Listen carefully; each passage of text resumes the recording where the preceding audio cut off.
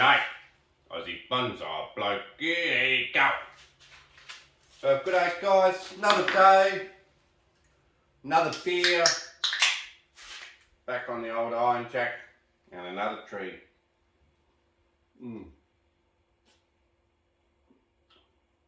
Bloody beauty. Gonna have to head up the street because this is my last beer.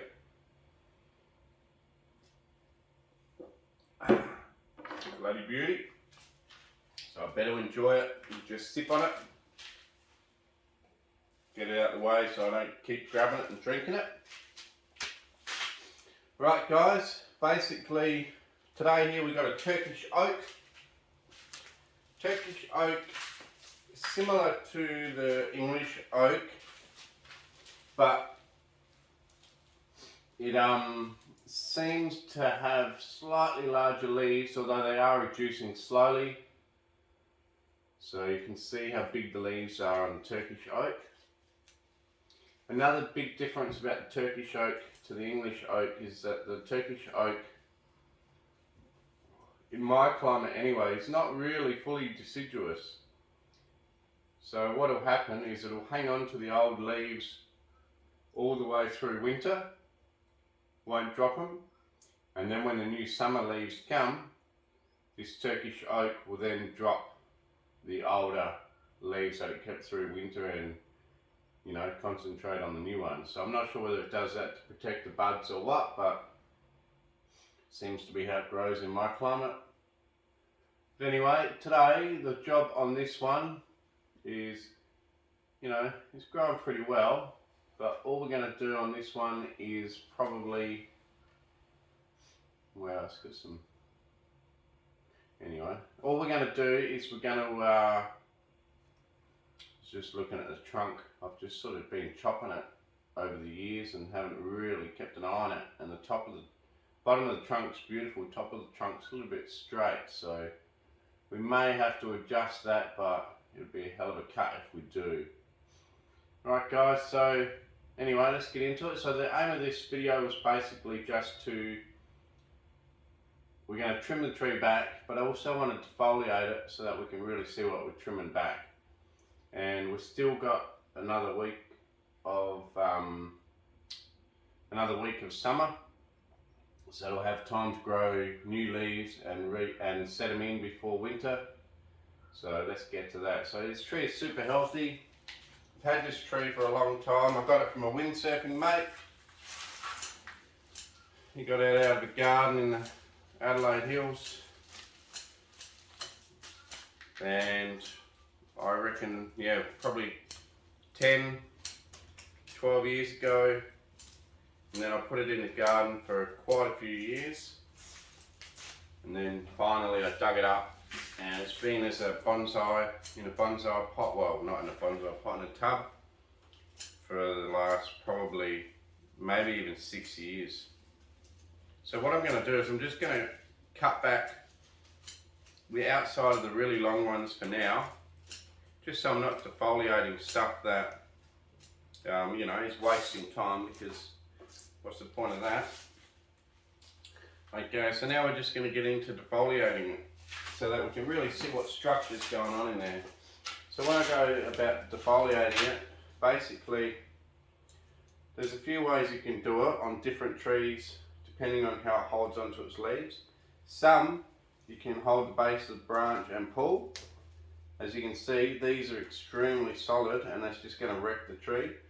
Some you can actually peel it back and they snap and fall off easily without wrecking the bud at the bottom.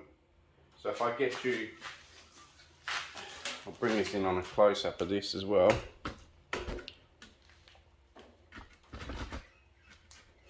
So if I get you this one here, some trees what you do is you hold it back here and you can just pull them off like that. I mean, yes, it does come off, but as you can see, that bud's fine. This bud it just ripped off, and then that bud's okay. So it's not an ideal thing on this Turkish oak because they really do hold on to their leaves pretty well. And that was on a new young tree too. And then some trees, you can grab it and pull them, strip them backwards. Same thing. I feel like on this tree that would just be too harsh for it. So we've got to do it the old fashioned way and just come in at the base of the petiole. So petiole is the bit that holds the leaf. And literally just go there and just cut them all off. And be careful to not cut the branch. And when you cut it, leave yourself a little bit of a stub, and that little stub or the bit of that tiny bit of petiole, that will dry up and drop off as a new shoot comes out. So, you know, we'll just go through the whole tree and do that as quick as I can. Let's go over this whole tree and just defoliate it, and then we can see the structure that we've got inside here. Do I defoliate this one very often? Well, no, I think I've done it once in the past and it responded pretty well, so going to try it again. Super vigorous grower. This Turkish oak seems to be a really good grower, so don't think it's too much to go and chop it off, chop all the leaves off and defoliate it. I think it'll be fine. And while I'm doing this defoliation, if I see a really long shoot like this with all these leaves on it, I'm not going to cut every single one off. I'm just going to chop it back short first and then defoliate the interior leaves, and then I can cut back this little branch later to wherever I want it. So anyway, I'm going to have a sip of my beer and do some therapeutic leaf removal. And I'll see you guys when all the leaves are gone. Probably leave these on a hyperlapse so you better see all the leaves come off. But you can see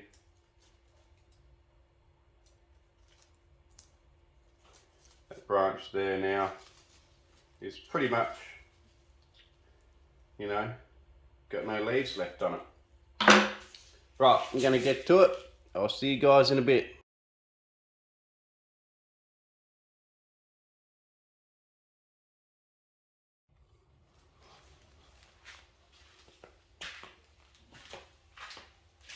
G'day guys, welcome back. Well, I've almost finished my beer. I'm trying to save the last sip for the end. Now, I defoliated the whole tree. I thought I had it on hyperlapse, but it turns out I think I forgot to push record. So sorry guys, missed out on the hyperlapse today. Now, once you get to this point, you can now see all your branch structure. I can even see a bit of wire that I left on in here. Didn't notice that before. So I'll pull the bit of wire off.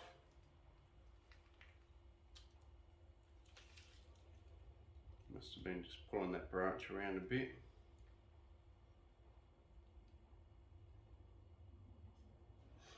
Now, if you guys are studious enough, hang on, let's just trim the rest of the tree first. Basically what I want to do is I want to shorten anything. Make sure there's only two shorten it all just to an internode from where it divides or where it shoots from at a change of an angle. No longer than your thumbnail width. You want your next internode to be. So bring it up closer. If you're looking at this one here, you would say this one here, if that was where the branch started from, the internode's too long, and you would actually cut it right back to the base, right where it started from. But if your internode, imagine my finger being the main branch that it came from, was that long, that's fine because it's less than your thumbnail, and you can shorten it back to there. So I'm going to do that from where every little twig originates from. Just chop it back to that. And also remember, this tree doesn't seem to have too many areas where there's more than two shoots coming from one location, but if there is, you have to decide, one, what direction you want to go in when you do trim it, or even with a single one, you have to decide which direction. So where you chop back to on a bud also changes the direction that that branch will then go. So whichever way the bud's facing is where it's going to grow. So if you had 3 coming out in a cluster from here, and you've got it where this branch is, you wouldn't choose the downward one because that's already got a branch here filling it in. You would probably choose the 2 side ones. But there's also other things to remember. If there was a big knob in the middle and you chop the middle one out, you're going to have almost like a T. So then you might be better off chopping off my thumb, for instance, and having these two at a more acute angle, so that's more believable. When they come out at too big a degrees from wherever they originate, it just looks funny, because in nature that doesn't really happen. So just keep an eye on that too. But yeah, there's not actually too many spots where I can actually show you that, because in general I'm just shortening everything now. It seems to have behaved itself pretty well. And also another big rule of mine, or rule or guide or whatever you want to call it, is I try to keep, if I've got more than one option, I try to keep the fatter branches at the bottom and let them grow longer and fatter, because they need more sunlight, more health. And then when I get towards the top of the tree, if I've got more than one option, I will try to opt to keep the really thin ones and chop off the fatter ones. So here we've got a really long one here. I would completely get rid of that and just slow it down and opt for a thin one. So there's a thin one back here. So otherwise the top of your tree ends up too strong and vigorous compared to the bottom of your tree. Here we've got 5, but they're all separated, but there's also one here on the inside growing back towards the trunk, but one on the outside.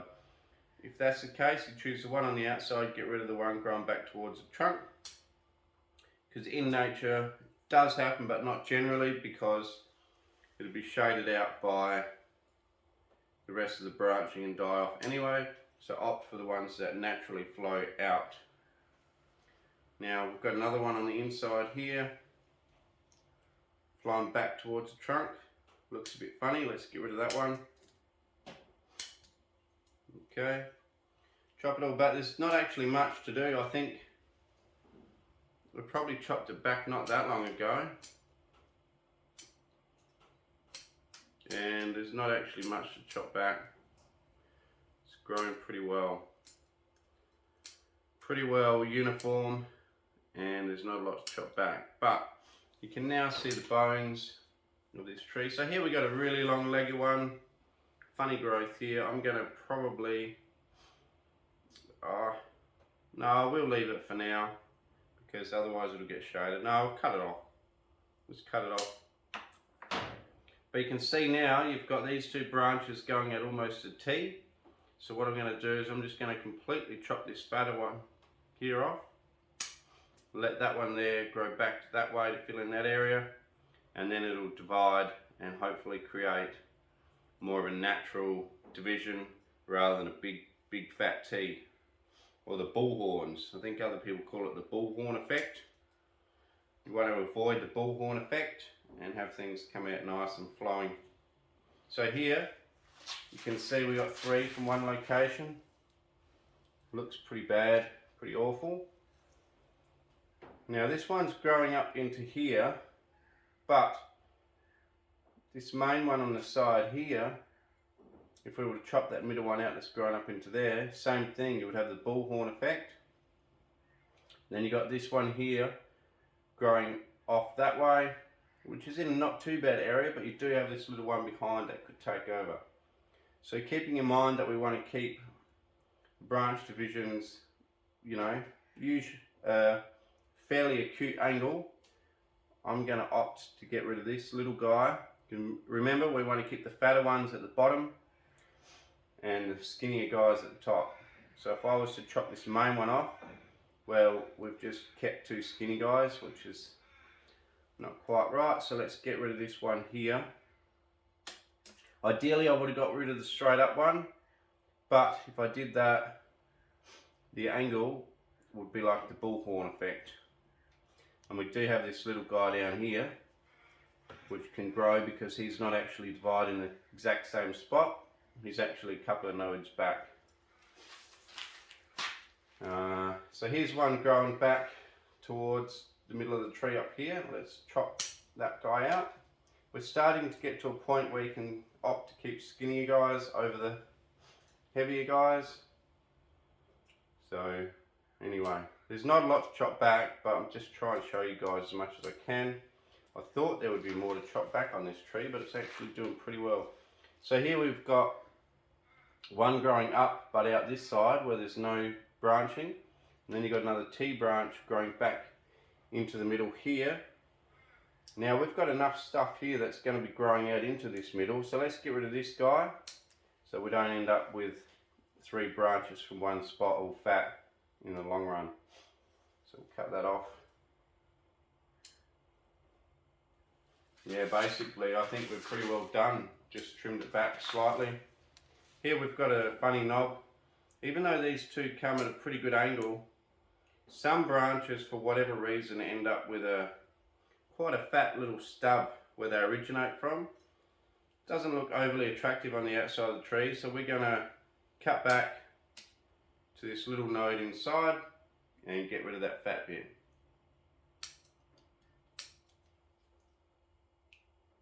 Now, if you guys remember back to the start of this video, there's a dead one in here, but let's get rid of that one. I don't know if I'm getting Parkinson's disease or what, but whenever I go to cut, my scissors are shaking pretty well today. Cutting these leaves was a good effort. Might just be the day, some days are worse than others. Right, if you remember back to the start of the video, this tree's been neglected at certain times where I've just let it grow without really doing anything about it. And although overall it looks like a pretty cool tree, and it is, don't get me wrong, it's got good bark. It's actually got a really good trunk under here, so when we do repot it, I'll expose that beautiful trunk. Gets really nice bark. Just a beautiful tree. You can see an old trunk chop here, just hollowed it out. But anyway, what I'm alluding to is because I've neglected it and just a couple of times, this here was one growing season, just a massive branch that went up for 2 meters, 3 meters, and it fattened the absolute poo out of that. So I'm thinking, guys, it's time. We're gonna have to lop this whole leader off because it's still got some taper to it, don't get me wrong, but because I let it just grow where it wanted to and I didn't get in there and sort out where it came from or the direction of it, it's now dead straight with this trunk. So you got this straight, or this bit that sort of comes up, curves around here, beautiful curve here with good taper, and then the whole top of the tree is dead straight up. Now, I reckon this one here will become a much better leader in the future, and we can bring it back there and then put some more branching out, and I think it'll be a much better leader in the future. And because it's quite a dominant, apically dominant tree, which it's proven by all this growth at the top, and just because most trees are, it will regrow the top pretty quickly and get back into balance real quick. And in actual fact, it'll probably help the bottom branches get a bit more sun. So let's get a saw out, and I think we do it. I think we chop that off.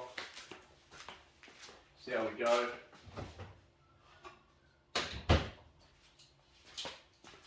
Okay, so I've got the old Gomboy silky saw. Extremely sharp saws. This one's a little bit big, but does the job pretty well. Nuts coming undone here.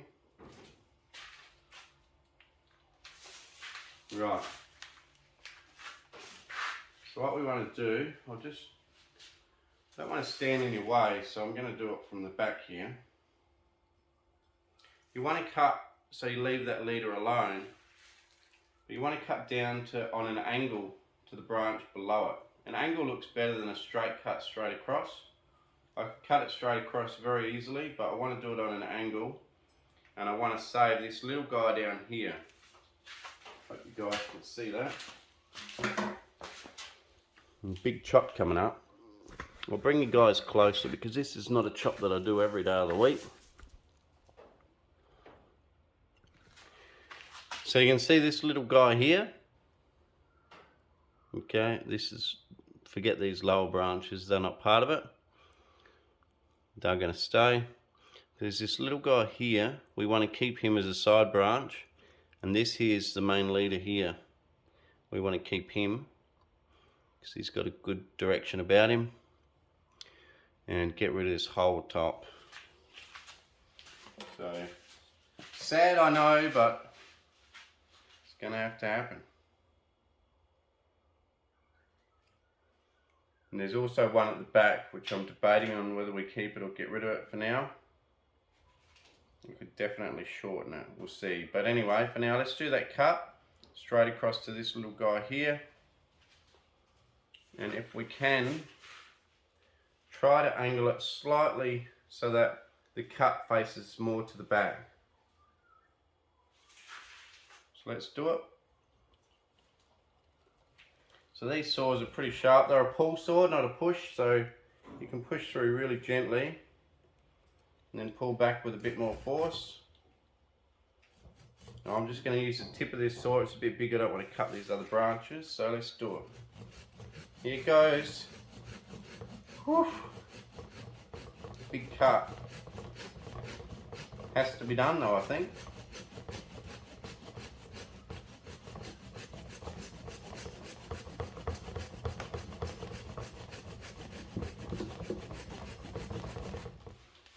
Have an eye on where we're going.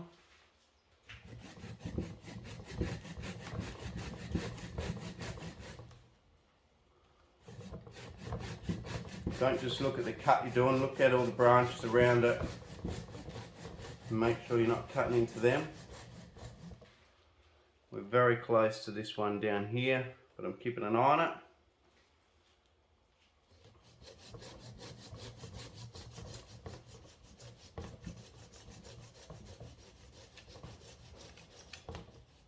So I can cut a lot quicker than that, but I'm just trying to be super careful.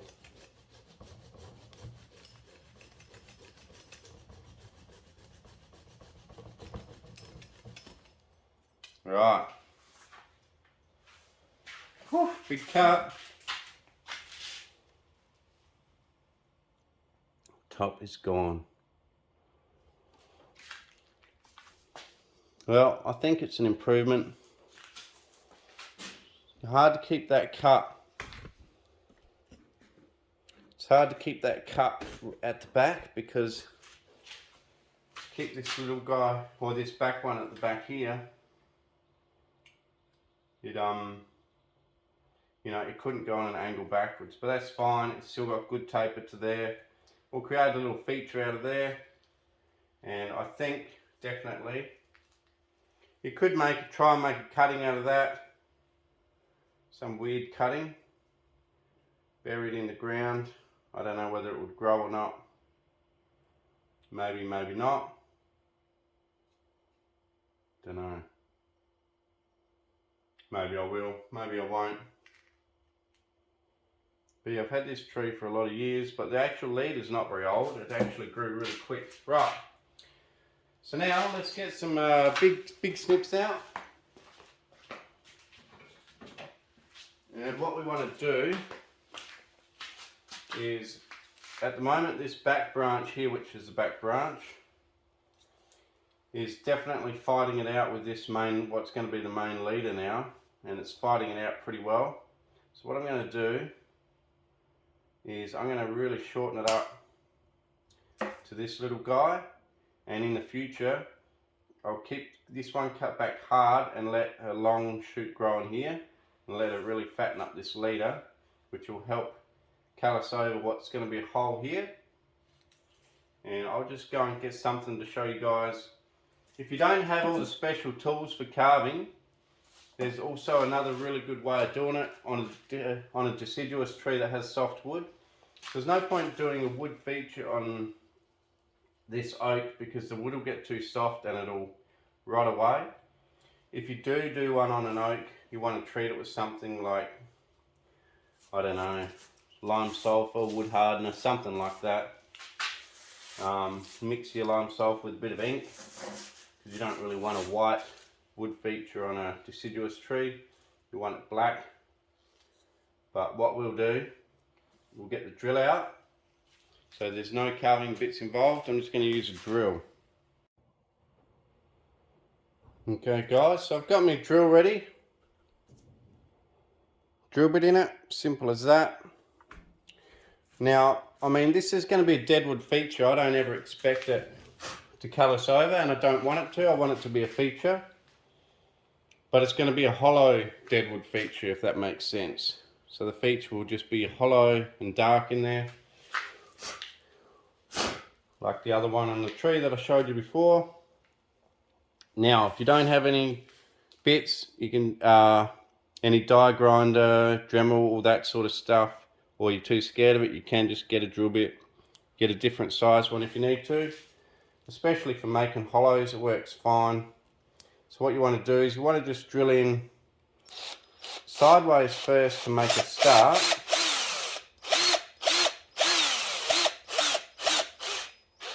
And then you want to straighten it up. I'll just get my hand out of the way in case it does go through.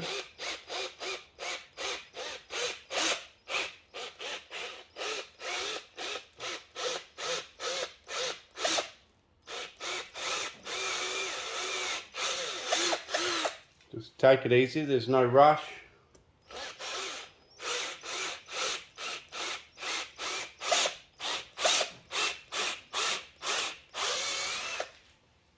You don't want to crack the top of the tree off or anything silly. And then once you've got it in there and made a good start, what you can do is you can drag it sideways. You can drag the drill sideways a bit, and the side of the drill bit will actually cut out the hollow. So let's get to that.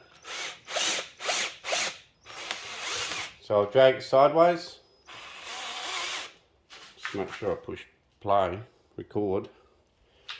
Yep. So we're dragging it sideways.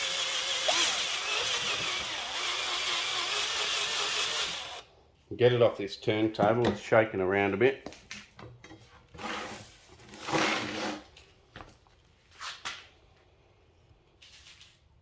Okay, so you can still see it. So now it should shake a bit less.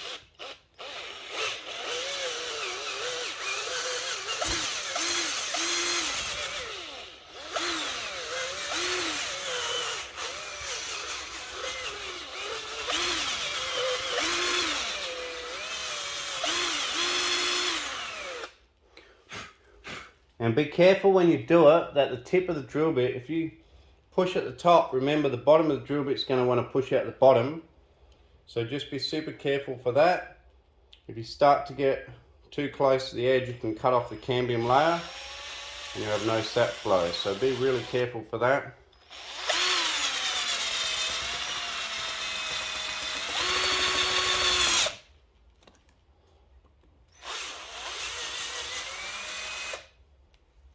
Top here, we'll probably get some branch cutters out now, so you can see I'll just make this hole a little bit irregular with the drill bit.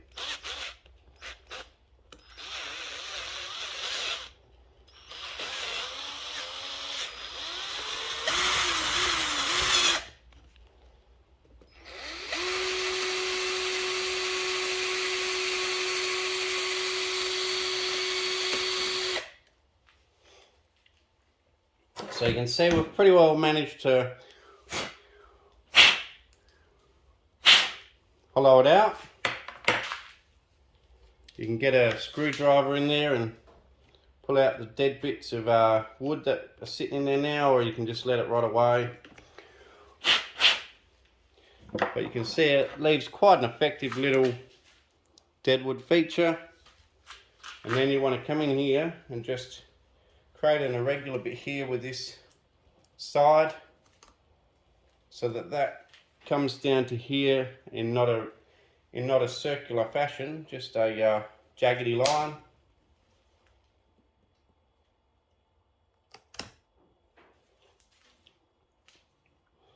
Right, now I'll go and get my knob cutters.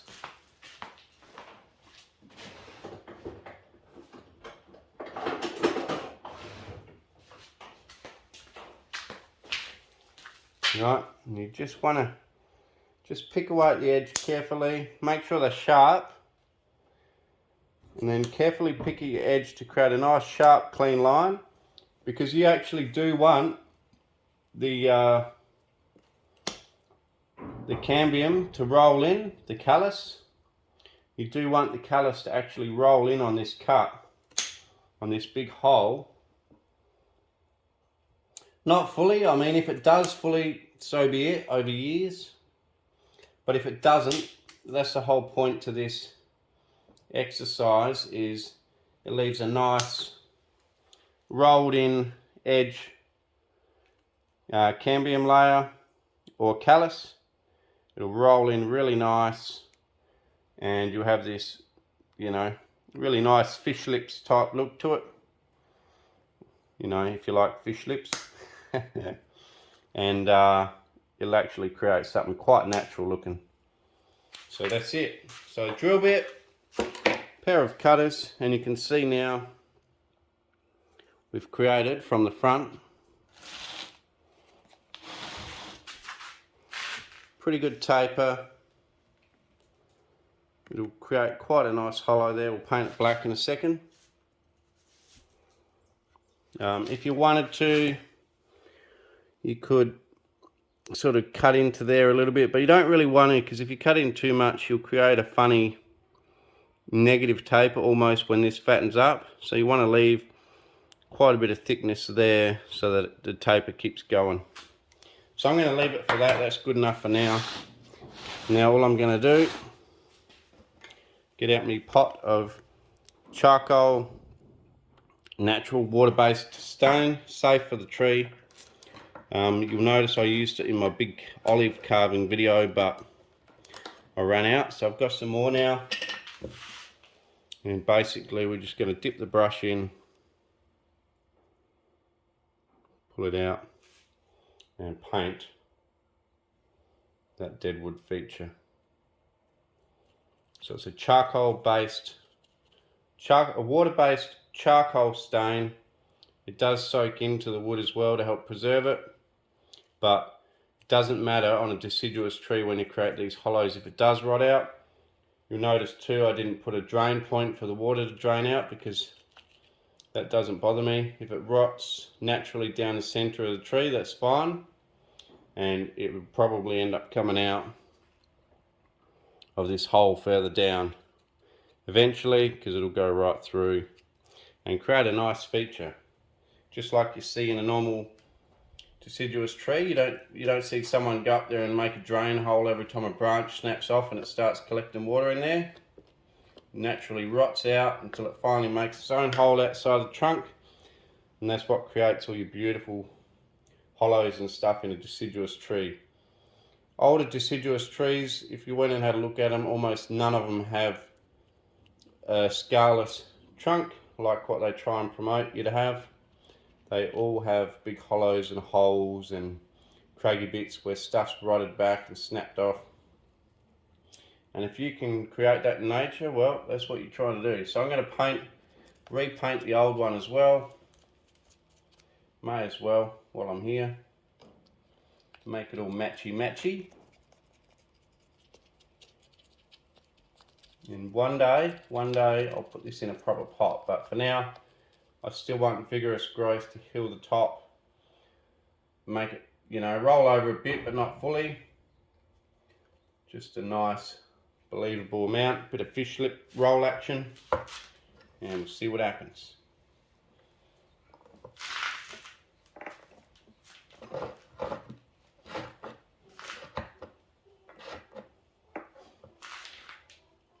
fish lips or a bum hole, take your pick. But anyway, we're going to roll that over the edge, and then the hollow in the middle will rot away over the years and join up with the one down there. You can accelerate it by drilling right through if you want to, which I normally quite often do, but I'm just trying to show you guys a really easy way to deal with this flat cut if you don't have the tools to do it. I'm sure everyone's got a drill, and obviously everyone's got their bonsai tools. Well, not obviously, but you can make do with other tools if you don't have the exact ones. Scissors, side cutters would work from a pair of pliers. Cool. Alright guys, so let's come back and have a look at what the tree looks like now after its big procedure. Just come out of surgery, we'll let it recover. Let it grow some fish lips. Right, so that's the tree. Let's put it back on its stand. I'm not going to bother cleaning up this mess and trying to present it nicely because, let's face it, the tree is not ready to be presented nicely. But I will give you a close-up of this bark in a minute. Absolutely beautiful. Alright guys, cheers for watching. As I said, I saved the last little sip for the end of the video.